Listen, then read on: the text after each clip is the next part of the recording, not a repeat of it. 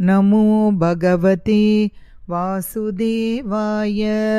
कस्तूरितिलकं ललाटपटले वक्षस्थले कौस्तुभं नासाग्रे वरमौक्तिकं करतले वेणुकरे कङ्कणं सर्वाङ्गे हरिचन्दनं सुललितं कण्ठे च मुक्तावली गोपस्त्री परिवेष्टितो विजयते गोपालचूडामणिः।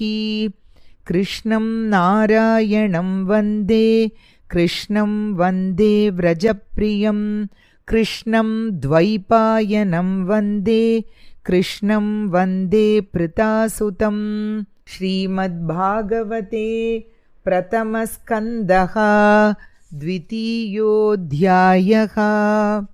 व्यास उवाच इति सम्प्रश्नसंहृष्टः विप्राणां रौमहर्षणिः प्रतिपूज्य वचस्तेषां प्रवक्तुम् उपचक्रमे।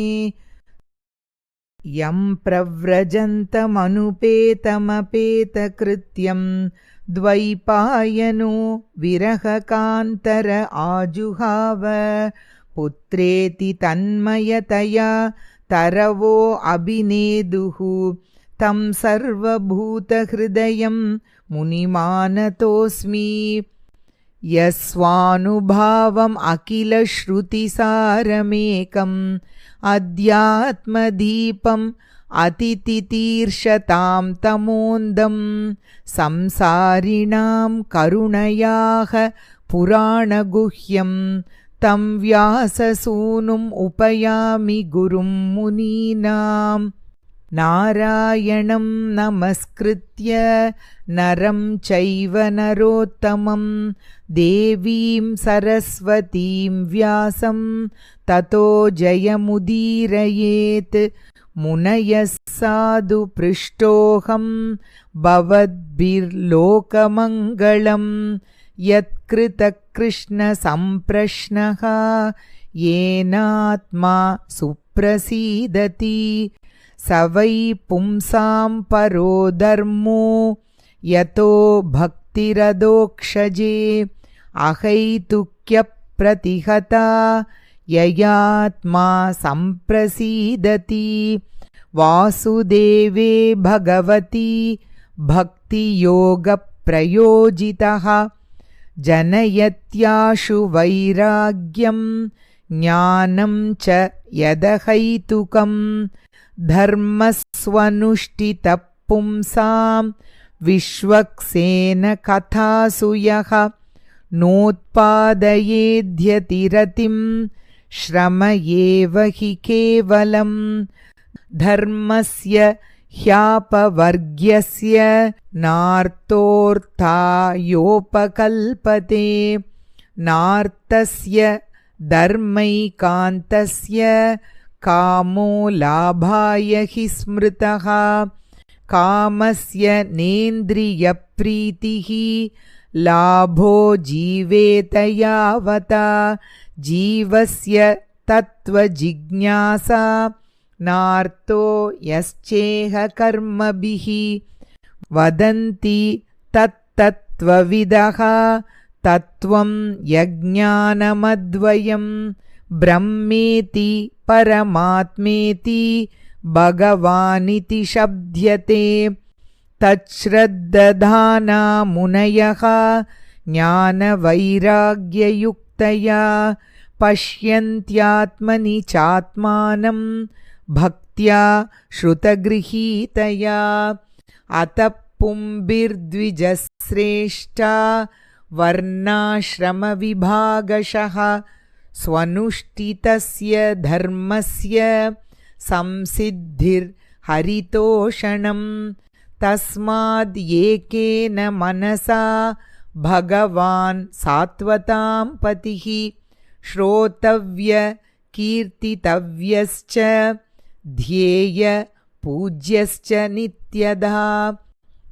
यदनुद्यासिना युक्ताः कर्मग्रन्थिनिबन्धनं चिन्तन्ति कोविदास्तस्य को न कुर्यात् कथारथिं शुश्रूषो श्रद्दधानस्य वासुदेवकथारुचिः स्यान्महत्सेवया विप्राः पुण्यतीर्थनिषेवणात् शृण्वतां स्वकथां कृष्णः पुण्यश्रवणकीर्तनः हृद्यन्तस्तो ह्यभद्राणि विदुनोति सुहृत्सतां नष्टप्रायेष्वभद्रेषु नित्यं भागवतसेवया भगवत्युत्तमश्लोके भक्तिर्भवति नैष्टिकी तदा रजस्तमो भावाः कामलोभादयश्च ये चेतयेतैरनाविद्धं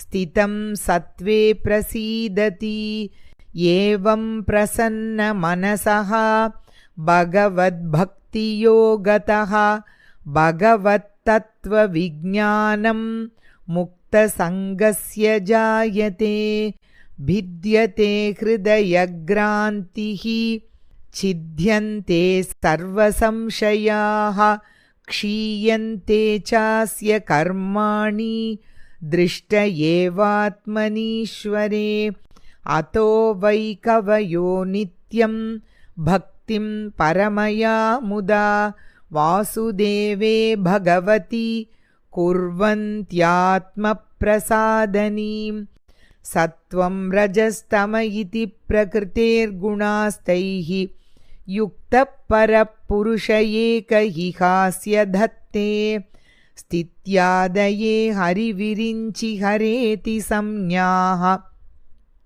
श्रेयांसि तत्र खलु सत्त्वतनोर्नृणां स्युः पार्थिवाध्यारुणो धूमः तस्माद् अग्निस्त्रयीमयः तमसस्तु रजस्तस्मात् सत्त्वं यद्ब्रह्मदर्शनं बेजिरे मुनयोताग्रे भगवन्तमदोक्षजं सत्त्वं विशुद्धं क्षेमाय कल्पन्ते येनुतानिह मुमुक्षवो घोररूपान् हित्वा भूतपतीनत नारायणकलाशान्ता भजन्ति ह्यनसूयवः रजस्तमप्रकृतयः समशीला भजन्ति वै पितृभूतप्रजेशादीन्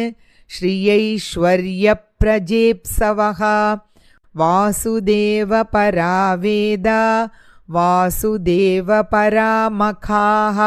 वासुदेवपरा योगा वासुदेवपरा क्रियाः वासुदेवपरं ज्ञानं वासुदेवपरं तपः वासुदेवपरो धर्मः वासुदेवपरा गतिः स ये वेदं ससर्जाग्रे भगवान् आत्ममायया सदसद्रूपया चासौ गुणमप्यागुणो विभुः तया विलसितेष्वेषु गुणेषु गुणवानिव अन्तःप्रविष्ट आभाति विज्ञानेन विजृम्भितः यथा ह्यवहितो वह्निः दारुष्वेकस्वयोनिषु नानेव भाति विश्वात्मा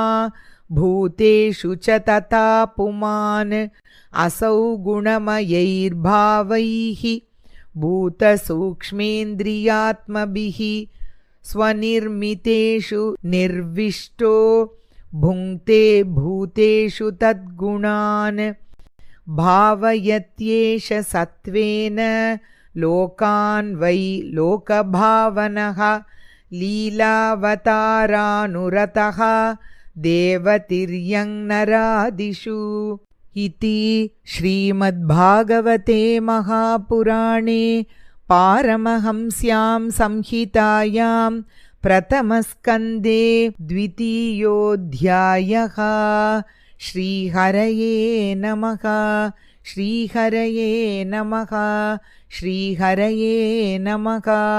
கோபிகா ஜீவனஸ்மரணம் கோவிந்தா கோவிந்தா. சத்குருநாத மகாராஜ் கி ஜெய்.